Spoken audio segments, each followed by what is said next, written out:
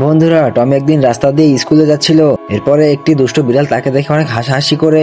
দুষ্ট বিড়ালটি একটি আপেলে কেমিক্যাল যুক্ত ভাইরাস দিয়ে দেয়। এরপরে দুষ্ট বিড়ালটি ভাইরাস যুক্ত আপেলটি টমিকে দিয়ে দেয়। টমি আপেলটি পেয়ে অনেক খুশি হয়ে যায়। এরপরে টমি রাস্তা দিয়ে স্কুলে যেতে যেতে আপেলটি খেয়ে ফেলে। টমির স্কুল প্রতিযোগিতায় টমি খুশিতে নাচতেছিল।